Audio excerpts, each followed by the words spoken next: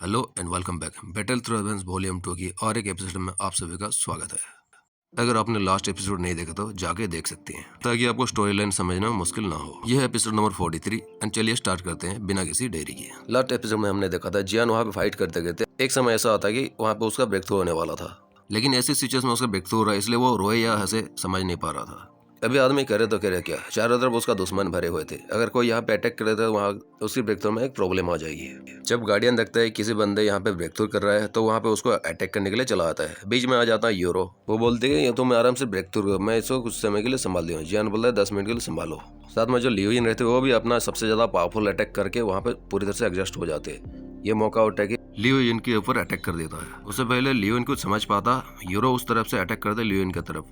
ये देख के लियोन बोलते क्या तुम पागल हो गए, मुझे क्यों अटैक कर रही हो। बाद में पता चलता है कि लियोन मरते मरते बच जाती है। यूरो का अटैक जो रहता है वो वहाँ पे कोलाइड हो जाता है उस गार्डियन के अटैक से। चारों तरफ शॉक वेव फैल जाती है और अभी आगे जब गार्डियन देखते हैं कि इतनी आसानी से वो लड़की उसका अटैक को डिफेंड कर देती है, वो अपना स्पेयर को वापस बुला के चारों तरफ अपना थंडर एनर्जी से खुद को कवर कर लेता है, क्योंकि जो ब्लास्ट यहाँ पे बहुत ज्यादा पावरफुल है शायद। यूरो भी जहाँ पे खड़ी रहती है वो भी अपना द्विकी से अपने आप को कवर कर लेती है और उस वक्त वो जो ब्लास्ट का एनर्जी रहता है यूरो के पास पहुंच जाता है और यूरो जहाँ पे खड़ी रहती है एक पत्थर पे, वो पत्थर उस टाइम पूरी तरह से चूर चूर होकर टूट गया था। उस गार्डियन को लड़की का अटैक कुछ फेमिलियर सा लगा। वो कुछ सोचने लगता है, वो सोचता है ये लड़की है कौन। शायद वो ये लड़की को जानता है, लेकिन उसका मेमोरी अभी ठीक तरह से नहीं है, क्योंकि बहुत ज्यादा समय से डीप स्लीप में रहा था, इसलिए उसका मेमोरी पूरी तरह से कंप्लीट नहीं है। उसके बाद हम दूसरे पल ही देखते हैं कि यूरो के पास फिर से अटैक आने लगता है। यूरो भी ये जान जाता है और अपना पाम को आगे करके उसका एनर्जी के फोर्स से पीछे चला जाता है। वहाँ पे एक अटैक आके टकराता है। well, अभी वो जो गार्डियन था वो खुद आ गया था यहाँ पे अटैक करने के लिए। वो दोनों का हेड ऑन फाइट यहाँ पे शुरू हो जाता है। लेकिन कुछ अजीब बात यह है कि यहाँ पे जो फाइट हो रही थी बहुत ही ज्यादा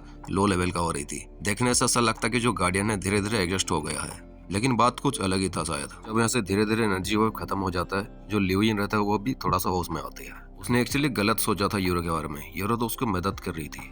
अभी उसका एटीट्यूड यूरो के प्रति घूम गया था, 360 डिग्री बदल गया था। पहले कुछ और सोच रहा था, अभी यूरो के बारे में उसके मन में थोड़ा सा रेस्पेक्ट बढ़ जाती है। तभी वो उस तरफ देखती है जहाँ पे गार्डियन और यूरो के बीच में फाइट हो रही थी। वो देखते है कि उस गार्डियन को, जो कि एक ही पल में इतना ज्यादा पावरफुल अटैक जो उसका फ्रीजिंग टेक्निक था उसको स्मैश करके उसको अटैक करने के लिए आ गया था। और अगले पल वो यूरो की तरफ देखती है जिसकी एनर्जी बहुत ही ज्यादा तेजी से फूट रही थी। पहले यूरो इतना ज्यादा पावरफुल नहीं दिख रही थी, लेकिन उसके अंदर कुछ राज छुपा है। वो सोचती कि इसके लड़की के अंदर है क्या राज। उसका ऑरा बहुत ज्यादा इंटेंस फील दे रही थी उसको। अभी वो ज्यादा कुछ नहीं सोचती, यूरो के साथ फाइट करने के लिए उस गार्डियन से फिर से वहां पे चली जाती है। अभी हम देखते हैं कि यूरो और उस गार्डियन के बीच में जो युद्ध हो रही थी, एक तरफ था यूरो की ब्लू कलर की द्विकी और दूसरी तरफ था उस गार्डियन की सिल्वर थंडर टाइप द्विकी। दोनों एक दूसरे के जब भी कोलाइड होते तो वहाँ पे दोनों एक दूसरे के इरोड करके खत्म हो जाते थे। अभी लियोन भी वहाँ पे पहुंच के यूरो के साथ देखे वो गोल गोल घूमने लगते हैं उस गार्डियन के साथ। अभी दोनों उस गार्डियन से टक्कर की फाइट दे रहे थे। दूसरी तरफ हम यान की तरफ देखते हैं जो कि क्रॉस लेग पोजीशन में बैठा हुआ था।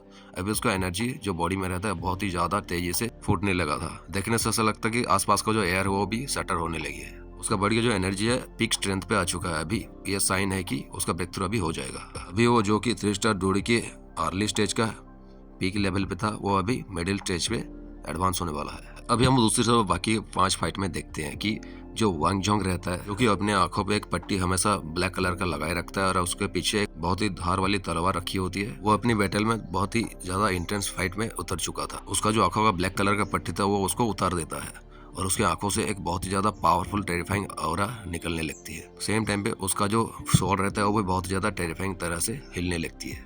उसका स्वॉर्ड से बहुत ज्यादा मर्डरस ऑरा रिलीज होने लगती है। मतलब हमें पता है कि ये जो वांग जोंग है ये बहुत ज्यादा पागल इंसान है। इसके पास जो स्वॉर्ड है वो बहुत ही ज्यादा टेरिफाइंग है। इसको वो कंट्रोल नहीं कर पाता था, इसलिए अपने आंखों में एक पट्टी लगा के रखता है ताकि खुद को कंट्रोल कर सके, क्योंकि इस स्वॉर्ड का एनर्जी को वो संभाल नहीं पाता और बहुत सारे लोगों को वो मार देता है। पिछले समय में कहीं पे वो अपने कंपिटेंट को ही मार दिया था आउट ऑफ कंट्रोल होके। और अभी अगर उसने अपना आंखों का पट्टी को निकाल दिया था, वो कभी ना कभी वो अपने आप को कंट्रोल खो देगा और धीरे धीरे वो बहुत ज्यादा खूंखार हो जाएगा। वो अपने सामने वाले गार्डियन से बोलता है कि गार्डियन चलो हम अभी फाइट करते हैं, अच्छा वाला फाइट, शायद मुझे भी तुमसे कुछ सीखने को मिल जाए। यह देख के जो गार्डियन रहता है वो फील करता है कि इसका जो एनर्जी है बहुत तेजी से बढ़ रही है। अभी उसका 3 स्टार डोडी का पूरे के पूरे पीक स्ट्रेंथ हम फील कर सकते हैं। स्वॉर्ड किंग सिटी का ये वांग जोंग वाकई में पागल है। इसको पागल स्वॉर्ड्समैन की तरह हम मान सकते हैं। हम दूसरी तरफ देखते हैं कि बरसर्कर सनमिंग, उसको बरसरकर किसी रीजन की वजह से बोला जाता है। बरसरकर का मीनिंग कुछ ऐसा होता है कि जो कि बहुत ही ज़्यादा खूंखार हो और उसके भीतर बहुत ही ज़्यादा क्रेजीनेस रहती है किसी से फाइट करते वक्त। हम देखते हैं उसका जो एग्रेसिवनेस है वो धीरे धीरे बहुत ज़्यादा बढ़ रही है। उसका बॉडी में जो कपड़े रहते हैं धीरे धीरे फटने लगी है। उसका जो बॉडी है फूलने लगी थी। उसके हाथों में और उसके बॉडी में वेन्स को देख सकते हैं जो कि धीरे धीरे दिखाई देने लगी थी। उसे देखने से वो बहुत ज़्यादा पावरफुल वॉरियर की तरह दिख रहा था। उसने भी अपना पीक स्ट्रेंथ को रिलीज कर दिया था जो कि 3 स्टार के पीक लेवल पे होगा। वो जब छोटा था कुछ चीजों की वजह से उसका बॉडी म्यूटेटेड हो जाता है। तब से आज तक उसके बॉडी में एक खतरनाक एनर्जी छिपी हुई है। जब भी फाइट करते वक्त वो उसको निकालता है तो वो बहुत ही ज्यादा खूंखार हो जाता है। सबसे खास चीज ये है कि इस बरसर के पास जो स्ट्रेंथ है, फिजिकल स्ट्रेंथ बहुत ज्यादा हाई है। ये अपनी शरीर का स्ट्रेंथ को बहुत ही ज्यादा ऊपर की लेवल तक इंक्रीज कर सकता है। हम थर्ड प्लेस में देख सकते हैं कि जो वुहान और लिविंग डेड रहते हैं एक गार्डियन के साथ फाइट कर रहे थे। लेकिन जो लिविंग डेड रहता है वो थोड़ा सा घाटे में था क्योंकि उसका जो एट्रीब्यूट है कुछ ही अलग टाइप का है और वहाँ पे जो इंटेंस बैटल पे उतर रहा होता है वो वुहान ही रहता है।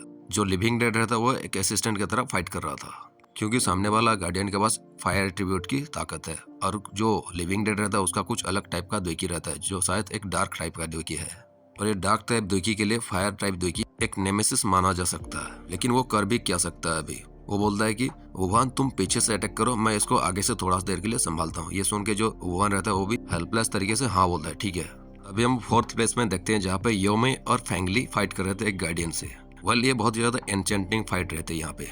दोनों लड़की एक गार्डियन से फाइट करते हैं। देखने से कलरफुल बहुत ज्यादा खूबसूरत फाइट लग रही थी लेकिन जो गार्डियन रहता है वो थोड़ा सा भी मर्सी नहीं दिखाता इन लड़कियों के ऊपर। देखने से ऐसा लगता है कि वो गार्डियन दोनों को टक्कर की फाइट दे रहा है। लेकिन सिचुएशन दूर से कैसे भी दिख रहा हो ये जो दोनों रहते हैं इनसे फाइट करने के लिए इतना ज्यादा सुटेबल नहीं होती है। जो फैंगली रहते हैं उसके पास इतना ज्यादा दो टेक्निक नहीं रहते उसको फाइट करने के लिए। वो दोनों फाइट करते करते बीच बीच में जो फैंगली रहते वो एक सोल अटैक कर देते थे ताकि उसको कुछ समय मिल जाए और उस गार्डियन के ऊपर थोड़ा सा हावी हो जाए। वो ये भी एक मेथड है इस फाइट को लंबा खींचने के लिए और बाद में किसी का सपोर्ट पाने के लिए।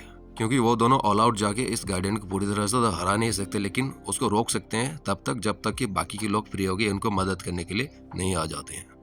5वें प्लेस पे हम देखते हैं कि जियान और उसकी टीम रहते हैं और 6वें प्लेस पे जो रहते हैं बाकी के जो बचे हुए पार्टिसिपेंट रहते हैं वो सब मिलके एक गार्डियन को संभाल रहे थे। ऑल्दो बात कैसी भी हो लेकिन वो जो 100 ऑफ पीपल रहते हैं पार्टिसिपेंट उनके साथ जो गार्डियन फाइट कर रहा था वो बाकी के गार्डियन में से बहुत ही ज्यादा पावरफुल रहता है। इसलिए वहाँ पे सैकड़ों लोग होने के बावजूद भी वो आराम से उन सैकड़ों लोगों को संभाल लेता था। बाकी के गार्डियन का जो स्ट्रेंथ रहता है एक पीक 3 स्टार डूडी का रहता है लेकिन इस गार्डियन का जो स्ट्रेंथ रहता है वो हाफ स्टेप 4 स्टार डूडी रहता है और एक हाफ स्टेप 4 स्टार डूडी बहुत ज्यादा पावरफुल होता है। अगर हम शॉर्ट में बात करें तो एक हाफ स्टेप 4 स्टार डूडी 3 स्टार डूडी के पीक लेवल के 10 बंदे को अकेले संभाल सकता है। बाय द वे बात जो भी है वहाँ पे जो सैकड़ों लोग रहते हैं उनमें से बहुत सारे लोग बहुत ही ज्यादा टैलेंटेड पीपल रहते हैं। उनका जो फाइटिंग स्किल्स वगैरह रहता है बहुत ज्यादा हाई टाइप का रहता है इसलिए वो वहाँ पे गिव अप नहीं करते हैं और उस गार्डियन को बराबर की फाइट दे रहे थे। अभी हम देखते हैं कि यूरो के बॉडी में बहुत ही ज्यादा विंडिक्टिव एनर्जी घूमने लगी थी और उसके शरीर से ब्लू द्विकी बाहर निकलने लगी थी। इसके वजह से जो गार्डियन का स्पीयर रहता है वो यूरो के डेंस द्विकी एनर्जी से वहाँ पे फूट जाता है और उसकी स्पीयर की वजह से जो यूरो रहते हैं वो डिफीट हो जाता है वहाँ पे। एग्जैक्टली जो यूरो एक मिड लेवल की 3 स्टार डूडी है वो एक 3 स्टार डूडी की पीक लेवल पे हावी हो रही है। जो लियोन रहते ये भी बहुत ज्यादा देख के शॉक हो जाती थी क्योंकि जब वो पहले इसके तरफ एक आइस द्विकी से फाइट कर रहा था वो देखता है कि ये जो 3 स्टार डूडी के पीक लेवल का जो गार्डियन है बहुत ज्यादा पावरफुल है। क्योंकि भले ही लियोन का जो अटैकिंग पावर बहुत ज्यादा टेरिफाइंग लेवल पे चली गई हो लेकिन फिर भी वो उसका थंडर टाइप द्विकी से आराम से उसका आइस टाइप द्विकी को खत्म कर देता है वहाँ पे।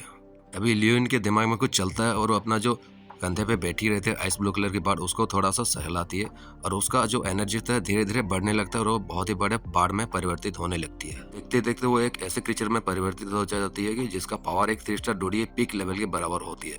और ये इसके बाद जो लियोन का चेहरा है वो भी थोड़ा सा पेल येलो पड़ जाता है। इस बाढ़ की चेहरा तो एक टेरिफाइंग आइस और हम फील कर सकते। अभी आसपास के हवा भी फ्रीज होने लगी थी। लियोन बोलते हैं जियोहान आओ, तुम्हारे बड़ी बहन की मदद करो और इसको अटैक करने में मदद करो। वो जैसे तैसे करके अपना वीक बड़ी को संभालती है और वहाँ पे अटैक करने के लिए तैयार हो जाती है। ये जो लियोन है ये बहुत ज्यादा टैलेंटेड गर्ल मान जाते हैं अपने 10,000 बीस्ट सिटी के अंदर। ये किसी बर्ड से या फिर किसी बीस्ट से अपना पावर को खींच के अपने पावर को बढ़ा सकते हैं या फिर अपना पावर को किसी बीस्ट के अंदर डाल के उसको बहुत ही ज्यादा पावरफुल बना सकते हैं। उनके पास ऐसा कुछ टैलेंट रहता है क्योंकि अभी लियोन ने अपनी पूरी की पूरी स्ट्रेंथ जो रहता है वो उस आइसी ब्लू कलर के बाढ़ के अंदर डाल दिया था और इसलिए वो इतना ज्यादा पावरफुल बन गए थे कि वो जाके उस गार्डियन को संभाल सके। लेकिन इसके बाद जो लियोन रहेगी थोड़ी देर के लिए वीक स्टेट में चली जाएगी और तभी तक जो आइसी ब्लू कलर के बाढ़ रहता है जियोहान उसको ही संभालना पड़ेगा इस गार्डियन को। जो लियुइन रहती है वो थोड़ा सा भी डाउट नहीं करती है जियोहान के ऊपर, क्योंकि वो छोटी सी थी जब से वो इसके साथ रह रही है। और ये आइसी ब्लू कलर का बर्ड जो है इसका नाम जियोहान है। ये तब से इसके साथ लॉयल तरीके से रहते हैं। अभी यहाँ पे दोनों का नाम सेम है, जियान और जियोहान, तो सेम मत समझ लेना। जियोहान जो है एक बर्ड है जो कि आइस टाइप द्विकी का बीस्ट है। इससे पहले कि हम आगे बात करें, यहाँ पे इस एपिसोड हम खत्म कर रहे हैं। बाकी का जो फाइट है नेक्स्ट एपिसोड हम कवर कर रहे होंगे। फाइट अभी यहाँ पे नहीं रुकेगी, बहुत ही ज्यादा आगे जाने वाली है, इसलिए मिलते हैं और एक एपिसोड के साथ इस फाइट में। तब तक बने रहिए एंड सी यू अगेन। जिन लोगों ने अभी तक नहीं जुड़ा हमसे BTS 2 की स्टोरी लाइन पे, वो जुड़ सकते हैं ताकि एडवेंचरस जर्नी आपके साथ चले। और हाँ, जियान और मैं भी आपके साथ चलेंगे। See you again. What am I supposed